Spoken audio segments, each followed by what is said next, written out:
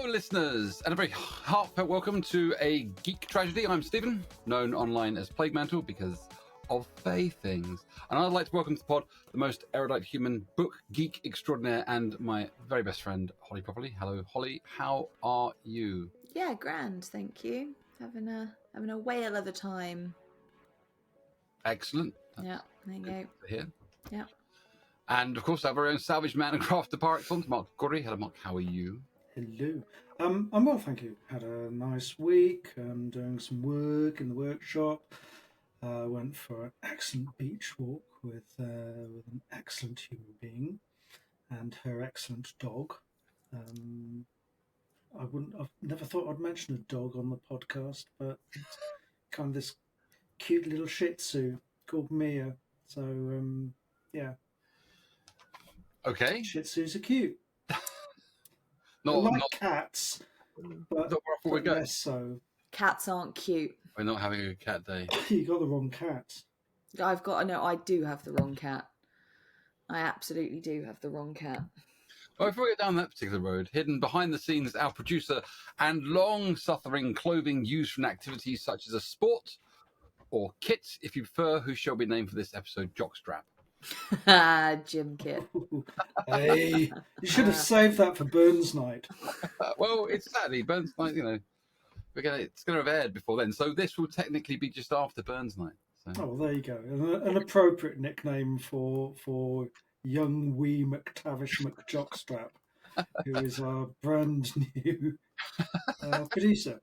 And talking about jockstraps, how are you, Stephen?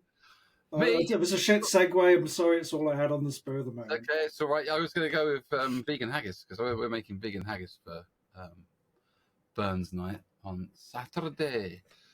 He said unconvincingly, but yeah, I'm all right. It's been a week. Today I am toying whether I want to risk a very late night before the next board games day and go to Rocky Horror in Bournemouth, or whether I don't want to do that.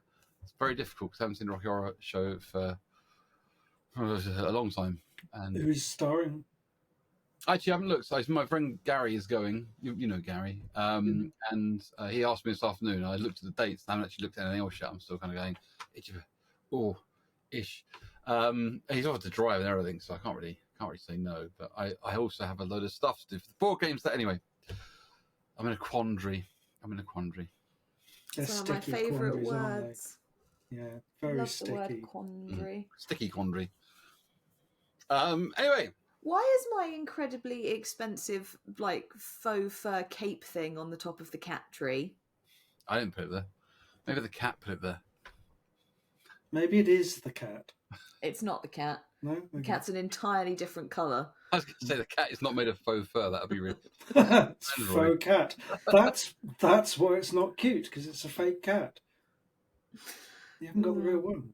I could do it. Does it purr? Anyway, Not often. On All in Good Taste this week, we stumble blindly about poking at the massive list of things we want to talk about with a big stick. I'll put some context into that situation, and again try to use another one of my famed... Anyway, the list of things that have been suggested for conversation by us together is vast and interesting, like a really big omelette. And honestly, we haven't really filled it up yet. We've seasoned our omelette with the melty cheese of books, the spring onions of films, the cilantro of fandoms, and the hollandaise sauce of stuff that has an anniversary this year. What? You did not just call it cilantro. I did, because I love saying those kind of words. And you didn't put hollandaise sauce on an omelette, did you? Yeah, absolutely. I'm being pissed about the cilantro. Well, what do I put in chili? Cinnamon. What kind of paste? Oh, you put chipotle paste in it. Chipotle paste, isn't it? I will call it what I like. I pay my taxes. Your cilantro taxes. Yeah. If I want to call it pate, I'll call it pate. Pate, the accent is right there. Right there. From somebody called Plagway Mantel. I mean, some mispronunciation must be expected. Oh, God. This Anyway, is who you're stuck with, Ollie. so this is the list of things. So that's what we kind of got so far on our omelette of things. We've kind of made a list of those. What? We haven't even started on the art, music, and hat stand toppings yet. I know, but just to interject just a moment here, fair listener, he's actually had time to think about this. Isn't a spur of the moment thing. This is scripted, and it's still. Just carry on. I'm enjoying the analogy. I'm just not enjoying the cilantro. Yeah, but just not the cilantro aspect. Okay. Is it the way he's making his omelettes? Well, no, it's called coriander. We're that's okay. That's a button I didn't know I had, but you found it and pressed it. Your herb button. Anyway, we've got events, we've got guests that we're planning to kidnap, kind of lined up. But today I didn't know what to kind of pick, so I numbered everything and rolled a dice, ignoring 7 results because they seemed a bit difficult. I thought we can't get those done in an evening. And eventually I came up with the Hobbit, which, I mean, like, it's still quite difficult to get done in an evening, but we'll give it a go. So, we might go on to 2 episodes, who knows? It's us. We meander, we go backwards and forwards. Sometimes it takes 5 or 6 weeks for us to talk about a subject that we meant to do in an evening. We go there. Sometimes we don't make it back again. No, we do not. So, Oh, Mark. I guess better. Hey, don't get at me. He did Oh, omelette. The omelette it was better than that. It was not. That's a direct reference and segue to the subject we're talking about. You can have some more if you want. Shag your pipes. Prepare your second breakfasts. Comb your toes. Ample pocket handkerchiefs. And generally get your hobbits on. As we make our way onto the Misty Mountain by way of nostalgia, ridiculous anecdotes, and general geekery. But first, let us turn to Mark and Holly at the On This Desk Day. On this day desk. On this day desk. It's over there. On this day. On this day. On this day. On this day. Take it away, Holly. Okay, so on this day, lots of things happened. And what date is it today? The 27th of January. That's when we release the pod. Yes, not the day that we record it. We're learning. There are lots of events, from witchcraft to pirates and all Peruvian things in between. But in 1895. Marius Petipa and Lev Ivanov's revival of Tchaikovsky's ballet Swan Lake premieres in St. Petersburg. And we all know I do love a bit of ballet. So it's not. Bloody isn't. Ballet's the thing you have for an election. Ballet's the thing you go and watch for the dancing. Don't, because you're bringing me out in a literal rash now. Like, no. And then also, in 1832, Lewis Carroll was born in Daresbury, which is a great name for a place. One that I might want to visit one day. Who knows? Did you do the death of him last time as well? I did. Yeah, that's why I picked him this time. I did the death of him. So, that's kind of sad. He died like 2 weeks before his birthday. Bummer. Oh, I mean, people have probably gotten presents and everything. I know, right? And it's probably very, very, very difficult to take those back in, I think it was like 1895 he died in, something like that. It would be now, yeah. It's like hundreds of years later. Yeah, they probably don't even stock them anymore. Shops are all different too. No Debenhams, no Woolworths. Yeah. What have you got for us, Mark? Well, I chose a few from the extensive list provided today because apparently it was a very active day throughout history. And I was going to start with in the 1820 Russian Arctic expedition. And I thought this is a really interesting one because I can segue into sort of vaguely Lovecraftian at the Mountains of Madness thing until I read further on and realised the names that I'd have to pronounce. So I'm going for 1671. Welsh pirate Henry Morgan lands at the gate of Panama City. Yeah? Which I thought was easier to pronounce. Didn't want to go for Fabian Gottlieb then. Gottlieb von Fabian Gottlieb Bellingshausen. Fabian Gottlieb von Bellinghausen and Mikhail Lazarev. They were fine. They discover the continent of Antarctica anyway. I was So going to they say, we're did going to that. stumble over Antarctica at the end. They discovered the continent of Hapleflu. Whereby they found strange and wondrous but terrifying non-Euclidean buildings. And Henry, then I think that go on, you think?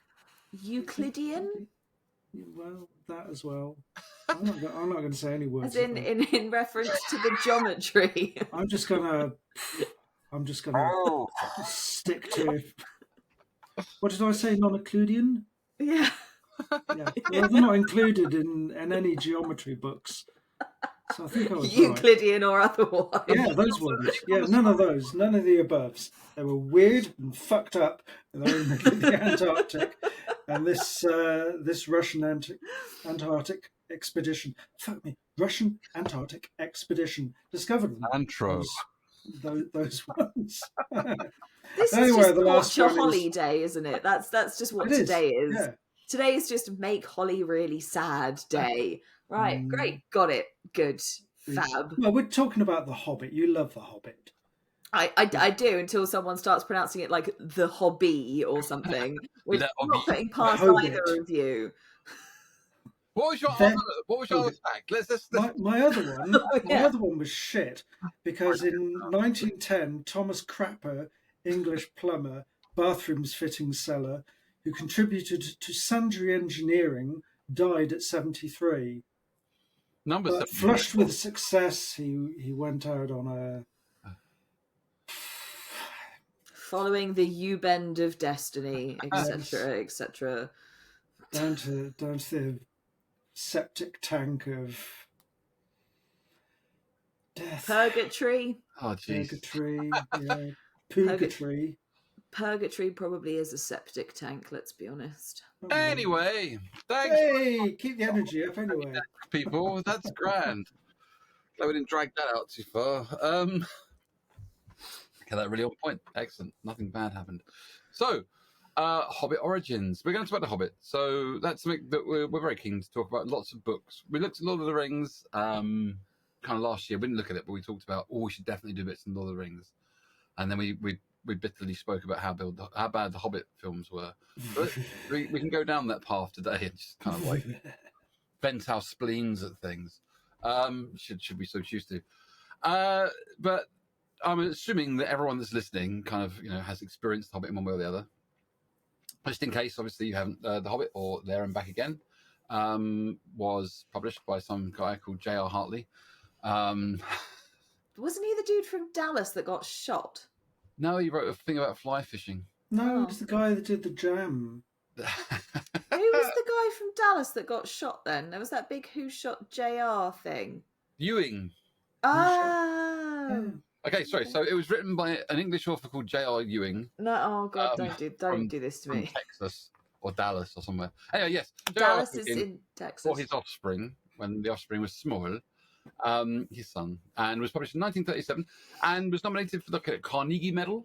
There you go. It's exciting almost straight away, and awarded a prize. I don't want to do my hands today, and awarded a prize from the New York Herald Tribune for best juvenile fiction. So it's childhood classic, 100 million copies sold. Hobbit, Middle Earth, Bilbo Baggins, Gandalf, Gandhi. Gandhi wasn't in it. 7 dwarves, Snow White, loads of stuff like that going on, and one of our dinosaurs is missing. That's basically the plot of the film. One of our dinosaurs is missing. Yeah, in the mountains it gets lost, and everyone thinks it's a dragon. I have so many points. Anyway, so you all know, everyone listening to this must know The Hobbit, right? They've got to know the basic story at the very least. My nonsense is irrelevant. But I wanted to talk about, to begin with, your first, probably a little bit me, but your first kind of experiences. When did Gandalf first come and knocking on your door? Did your parents read it to you? Did you eat it? How did you first experience it? I don't mind who goes first, so just My mum had a paperback copy on her bookshelf, and I picked it up when I was probably 6, 7, something like that. I just tried to read Thomas Hardy's Far from the Madding Crowd, and that was slightly beyond 6-year-old me. So yeah, I picked up The Hobbit instead. how did it feel? Did it feel like magic when you picked it up? It felt like I was taking something from my mum's bookshelf, and she didn't often appreciate that. So it was it was something that mum always talked about, and she always talked about loving, and I picked it up with like the full intent to kind of to understand why someone that was a grown-up loved this children's story so much. And then I read it, and I think I've read it probably 4 or 5 times before I was like 15, and I've read it another 4 or 5 times since. I pick it up sometimes when I'm sad, and it cheers me up, because we're probably going to get into this later, but I saw a picture recently on Facebook, and it really made me giggle. And it was a picture of J.R.R. Tolkien in a greenhouse looking at a plant, and the way that he is staring at that plant is just like the focus on that man's face is incredible. He is really seeing that plant. And there was a caption underneath that said that his contemporaries, people that knew him, hated going anywhere where there were plants with him, because he would lecture them, or he would take like half an hour longer than everybody else to like look at a tree. And you can really see that reflected in his writing, and that makes me quite happy. Oh, that's lovely. That's very cool. Did your mum find out, by the way? I've still got that copy somewhere. She just doesn't know. No, she absolutely does. It's just a lot of her books end up here, and a lot of my books end up there. Yeah, over the years. Okay. But that was a particularly special one. Over to you, Mark. Well, first off, I've got to say that "When did Gandalf knock on your door" sounds like a massive euphemism, which I'm going to sidestep because I'm that kind of guy. But that kind of indicates that you've got a story about Gandalf knocking on your door. Yeah. When did Gandalf first knock on your door with his gnarly staff? Yeah. Well, as it I happens, don't want to hear that story. Well, to tell you, when I first came across The Hobbit was... That is gross. Go from Gandalf knocking on your door to coming across... Gandalf started it. He shouldn't have used his gnarly staff on my door. You're ruining Holly's My childhood. little round... You guys ruin my childhood every week. So this is nothing new for me. Okay. We'll start going about Mark's Hobbit hole. Right. My first experience of The Hobbit, I didn't even realise that that's what it was. Cast your mind back and imagine when I was a young child at junior school, if such a distant time can be imagined. It was on a day, it must have been an end of term. It must have been an English lesson, last day of term, and I remember the English teacher. She drew all the blinds in the room to darken it down, put a single light on at her desk, and started reading a chapter from this story. Now, the way I had always remembered it, or at least for a number of years remembered it, was about this little dragon creature which was going through these caves. It met another monster, and this monster gave it riddles. So this little dragon creature had to, navigate these riddles. And that's how I'd mentally pictured it for years, until the first time I read The Hobbit. And I don't know how old I'd been when I read The Hobbit, maybe even early teens, maybe like 13, something like that. And it wasn't until I got to the chapter Riddles in the Dark that I went, bloody hell, this is the story that I was told by my English teacher back when I was in junior school. And it was that, for some reason, I'd imagined The Hobbit as a small dragon creature. Like a kobold. Yeah.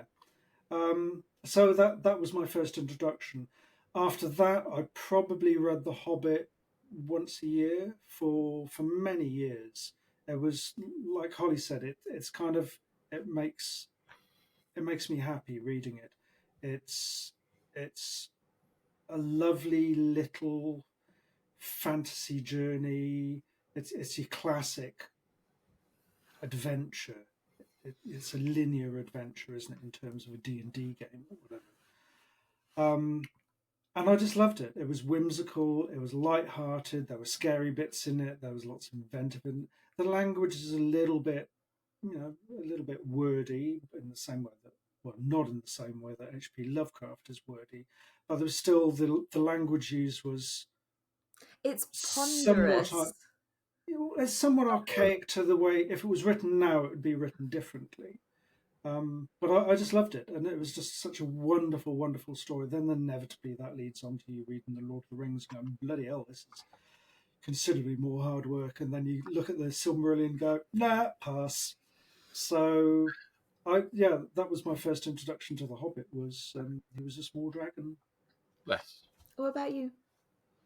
Me? Well, my story is threefold because I tried to read it when I was quite small. I can't remember how small, but small. And like I will go on about the radio play in a minute, which is kind of what I usually talk about with Hobbit. But the first thing I remember about the Hobbit is my parents used to have the Reader's Digest books, which were the hardback green cover things, right? Mm-hmm. Yeah. One of those was the Hobbit, and I used to open up all their books, and they used to shout at me because I would just leave them everywhere, sort of just try to read them because my mum read books, so I would try to read all the books, and mostly they were kind of romances, and stuff, and so I'd be reading some smut, and my mum would be like, "What are you reading?" And I'll be like, "Oh, Mills and Boone. Sort of, yeah." And then I found this book that had a really beautiful map in the beginning of it, and it was incredible. And it wasn't a map of anywhere that I understood or knew, and it was full of wonderfully named places. And I kind of understood what the map was, and I tried to read about it, and I didn't get very far. And then, not long after that, I listened to the radio play by BBC with Ian Holm. well, that was Lord of the Rings. Oh, it was Lord of the Rings, wasn't it? Yeah. He was Frodo, and it's very confusing. John LeMessurier was in Lord of the Rings as well. Anyway, but they did the Hobbit as a tape as well, and it had lots of singing. It had lots of the "Far over the misty mountains go." Yeah, that singing was hard work, wasn't it? I found it hard work.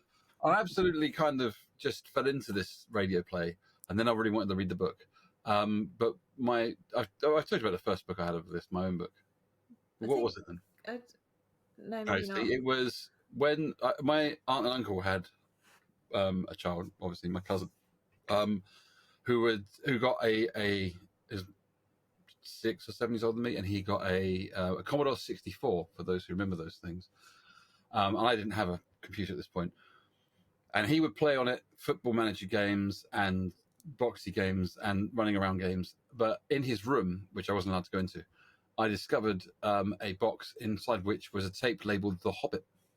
Oof, and then could have been anything inside that box. You were lucky. I know. And next to that box was a book, because when you bought The Hobbit, the computer game, it came with a copy of The Hobbit with a picture of the dinosaur from one of our dinosaurs is missing on the front, just kind of on a pile of gold. That's it. That's the one. And that was my first copy, and I stole it to get home. What? Nothing. And every time I went round to their house, I would get my uncle to let me go on the computer, so I would bring back the tape, because my cousin would break the tape if I left it in his house, and then play The Hobbit. So I read it, I played it, I listened to it, and I adored the map, and I kind of fell into the world that way. There you go. How exciting is that? Anyone got any follow-ups after our 3 little stories? Well, I probably should clarify for the listener that when you said, yes, that's the one, you were pointing to Holly's upper arm tattoo of the dragon illustration by Tolkien, which she has on her upper arm. Oh, that's it's very elegant. It's my Smaug. Mm. I love Smaug. He is best dragon. He is a calamity, just like me. So that's how we got into reading The Hobbit and our first introduction to the wonderful J.R. Hartley. J.R. Tolkien, fine, started calling Tolkien. You're right, Mark. It is wonderful, isn't it? The fact that it's just like a sort of a picaresque story of a lovely hero wandering along and just doing episodic kind of things. I've met some trolls. I've dealt with the trolls. I'm off to go. I found some elves. I've dealt with the elves. And that kind of story was really great for kids. It was lovely. Very little. It's also a process of discovery for Bilbo, because he comes out of his very little comfy, cozy, non-adventurous world and is dragged into this fantastical world. So for him, he's discovering a lot of things that, even though they're in his world, he's never encountered any of these and never had any interest in doing that.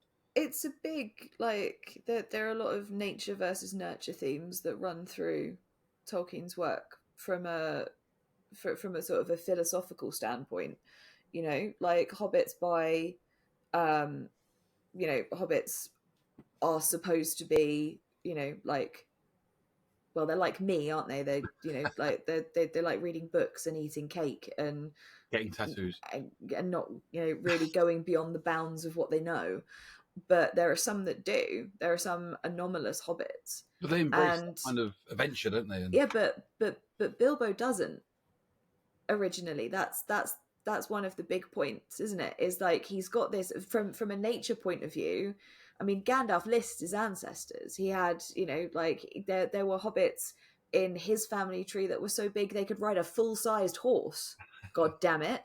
And others that, went on adventures and, and everyone thought that was disreputable. And everyone did think that was disreputable. So there's part of Bilbo's nature that lends itself to adventure, but the atmosphere and the environment that he's grown up with, and the fact that his mother wasn't her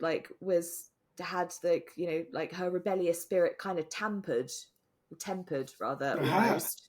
This pronunciation, not unlike Euclidean angles. Sure. Yeah.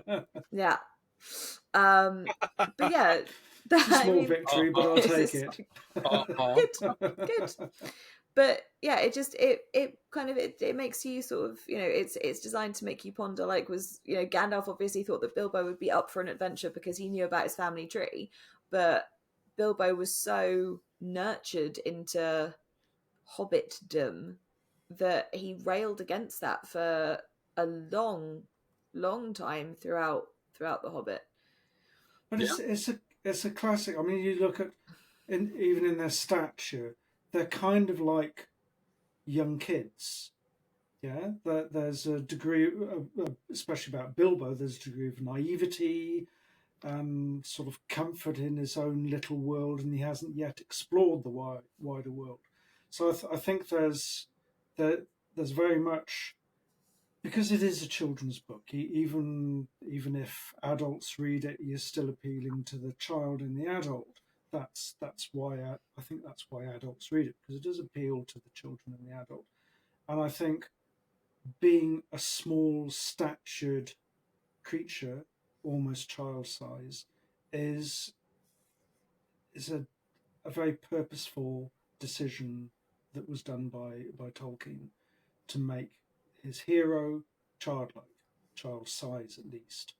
Especially as that hero then kind of goes on to gain new levels of kind of, it becomes more mature, becomes more grows up, comfortable with his skills, and becomes wise, like Gandalf, as they called him in all the Hobbit. Gnarly stuff knocking on your own door. Mm-hmm. But yes, that was interesting. In the radio play, they call him Gandalf, and the wargs have all got really high pitched, strange voices. That's quite odd. It is quite odd, but it was quite terrifying when you're like 8 or whatever. So the themes you're talking about, particularly like overcoming, your own fears and embracing the unknown. That's a thing that Tolkien, obviously, as we say, was aiming for kids and the audience, that he wrote for. Do you reckon that resonates still today with audiences? Hmm. I think kids are still out there piling through The Hobbit, and I know I read The Hobbit's bill when he was small, and he enjoyed it. He didn't dislike it. I don't know if he took away from it the same thing I took away from it. Actually, I haven't asked him about that. We haven't looked at Hobbit related stuff for probably about 6 years, to be honest. Although we've watched The Lord of the Rings because we went to see it at the cinema, and I don't think he's read The Lord of the Rings yet. So we think it still resonates with audiences. I don't know. It's tricky, isn't it? Because when you talk about audiences now, you're talking about audiences post Peter Jackson. You're talking about audiences post one very small book being made into 3 very long films, and the messaging in the messaging is lost. I think the core of The Hobbit for me when I read it as a child was that if I put my mind to it, I didn't have to be big and strong. I could still be brave and clever, and I could still find ways around my problems, and ways to succeed that didn't mean that I had to be a giant or a grown up or clever, or well, clever obviously, but like I didn't have to be all of those things all at once. I could be small of stature and still, like find a way to distract the trolls long enough that they would turn to stone. There's the message, the messaging there is all very really well. It's that's what I took away from it when I was a kid, and it's comforting. The entire, like, there's peril and danger and bad things happen to people, but the core message of The Hobbit is comforting. It is, you can do this, even if it's with both you said, isn't it? Straight yeah, away, both of you said it's somewhere, and I agree. It's somewhere you go to be happy when you read the book. Yeah, but it stokes the fire of being comforted and yeah, okay. And Well, I but think it also echoes your childhood, because most of us came across this when we were children, and I think there's a nostalgia in reading it as well. but do you think that still resonates? For me, at least. no, I don't think it does. no, because I think people now, like, if you get people that have seen the movies, like they're so sensationalized from this cozy, comforting story of overcoming your problems by being, like clever or sneaky, or like, and they've made it into a giant sensationalized, like, like, let's hit things as hard as we can and see what happens. And the cleverness and the sneakiness are often like the things that are played for laughs, or the things that are downplayed. And when you go back to the book, if you see those movies first and then you go back to the book, there is going to be something lacking in that book. You go, well, the movies are better, right? Tonally, they're entirely different. Yeah. Which for me is what was so wrong about the films. Not just because they stretched out a reasonable sized book into an epic. So yeah, for me it was a mistake. Yeah. Yeah, it was absolutely. It was a move by greedy studios who realised that the Lord of the Rings had made them $1 billion, and they wanted the same thing again. And obviously, The Hobbit was in the same world, but they wanted another trilogy. Can you imagine another Lord of the Rings? Tolkien sitting down and going, "Well, I want more money. I'm going to stretch The Hobbit out." Right? Like, yeah. Well, no, because he never wanted to write it in the first place. Oh, exactly. It'd be ridiculous. Well, I mean, even The Lord of the Rings, right? So The Lord of the Rings was written to appease C.S. Lewis, because Tolkien had told C.S. Lewis about him making up the Hobbit story for his son. And C.S. Lewis, being the very law-based man that he was, it's in the kind of LORE law, he basically kept on sort of saying, like, okay, cool, but then how does this work, and how does this bit work, and how does this work? And the reason for the tonal shift between The Hobbit and The Lord of the Rings isn't necessarily just that the audience was growing up as well. It was because C.S. Lewis was like, and then what happens, and then how does this work, and then and yeah, basically C.S. Lewis basically was the reason that Tolkien carried on with the world building and the lore because he would not shut the fuck up. But it also So Tolkien never did it for money in the first place. also interestingly, the retrofitting that Tolkien did in the second publication of The Hobbit, it changes just a couple of little things to fit in better with the lore that he was creating for The Lord of the Rings. Specifically, that in the Riddles in the Dark, apparently in the original version of it, Bilbo wins the ring fairly in the riddles, and Gollum is happy for him to go off. Yeah, apparently How interesting! that's how it was originally written. It was only when he started getting really into the Lord of the Rings, he went, actually, okay, I'm going to have to retrofit this. Yeah, and then it got published in some other languages, and weird artists took over. That's the Moomin version of. Yeah, that was the Stephen holding Danish up a edition. picture of a Moomin standing in for Gollum.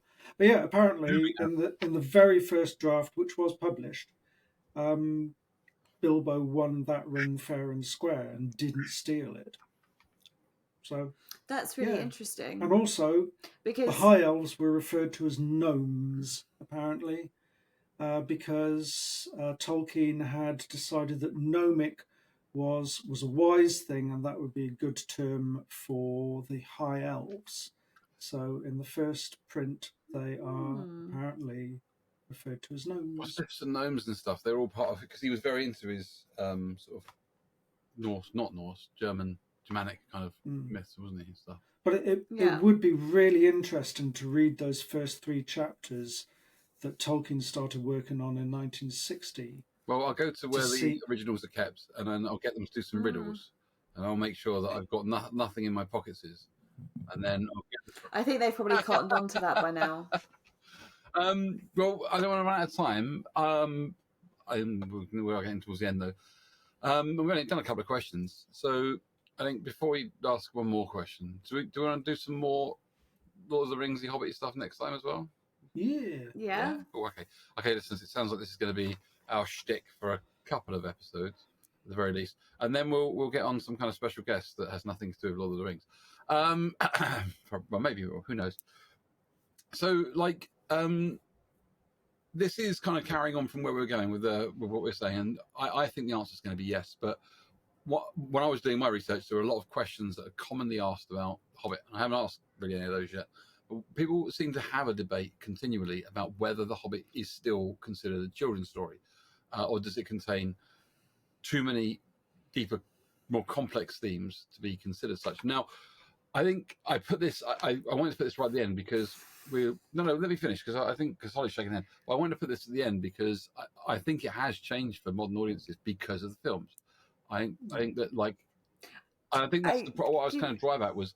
I think that because of the way that the films have come out, and how we just discussed them, I think not the books of Hobbit, but the story of the Hobbit has probably become a little bit darker, I guess, or older than the books. Hey, because you see, this is the thing again, and this is something that I find really contentious, and that I actually really strongly dislike is the idea that children,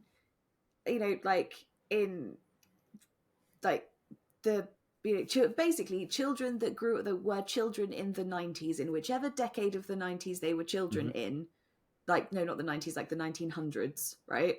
That's quite a difference. No, but before the advent of screen movies.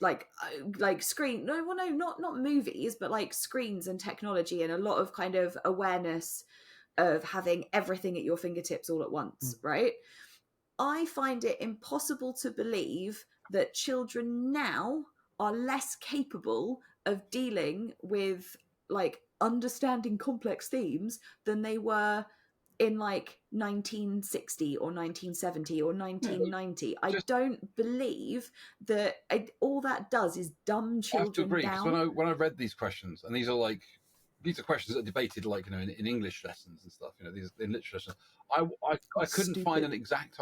There were no exact examples of what a complex theme was. So I was like, I know what these complex themes are. I'm sure Hollywood has something to say about it, and I was right.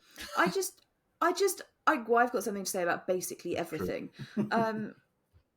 I genuinely, it's like one of the things that has really annoyed me, and I'm sure I've spoken about it on the podcast before, is how, like, is how people seem to think that children now need coddling, really need it, right? Because they're doing things like they're removing, like, the word fat from Roald Dahl books. Fat is a descriptor of a person. I am fat. That's fine, right? No issues there at all. That is a descriptor. Fat, large, big descriptors, right? They are adjectives, but they're being taken out of seminal children's work like Roald Dahl to protect children's feelings. There is no reason why children should not be in a position where children need to be able to explore complex themes in a very safe and structured environment, right? Which is why books are great, which is why literature at school is great. You read the book with the hard-hitting, heavy material, and then you discuss it, you go through it, you provide guidance as an adult. That is our job as adults, is to help children navigate complex themes. If we take all of that away from them and don't expect them to look at it or deal with it until they're in their teens or their early 20s, then they are going to be ruined as adults and individuals. So that is my rant. So what I think you're saying is, yes, The Hobbit is a children's book. Yes. Yes. Yeah, and I would agree with you. It's a children's book, without doubt. But I think it is entertaining for an adult to read because it appeals to the child in a lot of us. And for those of us who grew up reading it, then it's nostalgia as well. Yeah, I think so. And I obviously, I'm just posing the questions. I think everything we've discussed about it, and again, we go back to that sensation that we get when we read it. I doubt that there are as many children now that have read The Hobbit because of the films, and we get the same feeling as we do from reading it again. But there are certainly books in their childhood which, you know, we don't need to really point at. But that's the problem. That's the problem in general with film adaptations, isn't it? Yeah, but what were the Holly Short books, Beans? Artemis Fowl books. But kids read those and get warm feelings when they read them a bit older, late. You know, when they're later. You got really good vibes when you were reading them back. Oh yeah. When I was reading them to Bill. Yeah, so there are new stories that replace The Hobbit that don't have films about them yet, or at least films that are any good about them. Well, there is an Artemis Fowl film, but I feel like it's terrible. Things like Mortal Engines is like, I love Mortal Engines. Well, I would. We can talk about Mortal Engines another day. That was my one example because we're out of time and we don't. I know you have to wait until next week, and then we can run it. You can blame the producer. They're the ones that keep getting cut off. But here we are, and huge thanks, of course, to Holly, Mark, and Kit. We've done our first proper episode of 2025. And as ever, we picked wildly and wandered hobbitly. So what next? Go back? No good at all. Go sideways? Impossible. Go forward? Only thing to do. On we go. Roads go ever on, over rock and under tree, by caves where never sun was shone, by streams that never find the sea. And on that note, exeunt, stage left. It's Nameri A from me. I wish you goodbye. What's that? I lost him like EA. 3 sentences ago. What? Hombre. It's Nombre EA from me. Hey, hombre. And it's whatever Stephen said from me. It's adios from me, amigo. And it's a caricature from Mark. Power of the nonsense. Goodbye. We love you all. Thank you very much for listening. Goodbye. You have been listening to A Geek Tragedy with me, Plague Mantle, and my best friend, the excellent Holly Properly, and our actually famous guy, Mark Caldery. If you like this, there is plenty more at patreon.com/A Geek Tragedy. Production is by Kit Brutnell. Our logo and artwork is by markcaldery.com. Music is by Borislaw Kozielski. Follow us on Instagram and Facebook at A Geek Tragedy. Email us at geektragedypodcast@gmail.com. Subscribe, leave us a rating and a review, and don't forget to tell all your geeky friends. Also, a big shout out to all of our genius geeks. We adore each and every one of you, and of course, much love. Take care of each other.